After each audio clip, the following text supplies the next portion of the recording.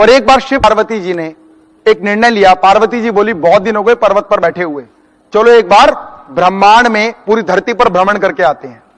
और यह निर्णय करने के बाद शिव पार्वती ने भेष बदला और पृथ्वी पर भ्रमण करने आ गए।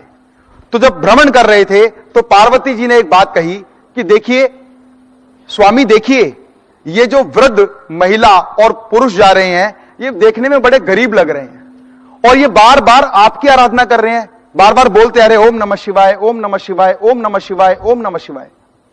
और ये आपकी इतनी आराधना कर रहे हैं और बुजुर्ग दंपत्ति होने के बाद भी ये गरीब, लाचार और बेबस हैं। ऐसा क्यों?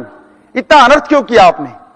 मुझे ऐसा लगता है कि शिव महाराज आपको इन्हें समृद्ध बना देना चाहिए, इनको धन दौलत शौहरत सब कुछ देना चाहिए। तो भगवान शिव ने कहा कि ये बहुत अच्छे हैं लेकिन इनके अंदर एक कमी है, और वो कमी ये है कि ये दूसरों की कमियों को ढूंढते रहते हैं, दूसरों की कमियों का मजाक उड़ाते हैं, बार बार उनके ऊपर व्यंग करते हैं, उनके बारे में गलत बातें बोलते हैं। कितने भी अच्छे हों लेकिन उसके पीछे उसकी बुराई जरूर करते। तो पार्वती ने कहा नहीं नहीं नहीं, ऐसा नहीं होना चाहिए, और ना ही ऐसा करते होंगे आपको कैसे पता। तो भगवान शिव ने कहा मैंने इनको पहले कई बार मौका दिया समृद्धि पाने का, मैंने इनको पहले कई बार मौका दिया जीवन में समृद्ध बनने का, लेकिन जब भी मैंने इनको मौका दिया उस मौके से ठीक पहले इन्होंने किसी ना किसी व्यक्ति की बुराई की, किसी ना किसी व्यक्ति के बारे में द्वेष भावना पैदा की, किसी ना किसी व्यक्ति के बारे में गलत कहा और उनके हाथ से वो अपॉर्चुनिटी निकल गई।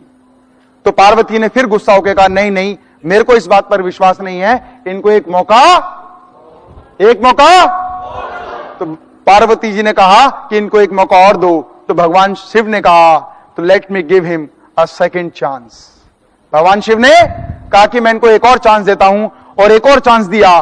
भगवान शिव ने कहा कि जैसे ये व्यक्ति यहां से 50 कदम आगे जाएंगे, इनके आगे मैं भंडार बिछा दूंगा, सोने की अशर्फियां, हीरे जवाहरात, मालाएं, सब कुछ इनके आगे बिछा दूंगा, और 50 कदम बाद जाके इनको सब कुछ मिल जाना है और ये धनवान हो जाएंगे, लेकिन इनको 50 कदम चलना होगा।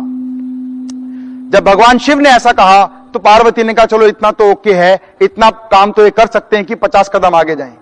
और जैसे ही वो भगवान शिव ने 50 कदम बाद उनके पास सारा सब कुछ धन दौलत अशर्फियां, सोने हीरे जवाहरात सब बिछा दिए, ठीक उसी समय पर एक अंधा कपल उनके सामने से गुजरा। वाइफ भी अंधी थी, हस्बैंड भी अंधा था, वो दोनों वहां से गुजरे। तो उसकी वाइफ, वो जो वृद्ध थे, अच्छे व्यक्ति थे, उन्होंने देखा और उनका मजाक उड़ाया। अरे देखो देखो, हस्बैंड भी अंधा है और वाइफ भी अंधी है। अरे जब दोनों ही अंधे थे तो जरूरी शादी करना, एक तो आंख वाले से कर लेता ताकि एक दूसरे का ध्यान रखा जाता। और जब ऐसा बोल के वो लोग वृद्ध जो अंधे थे वो वहां से निकल गए और वो लोग उनकी मजाक उड़ाने लगे।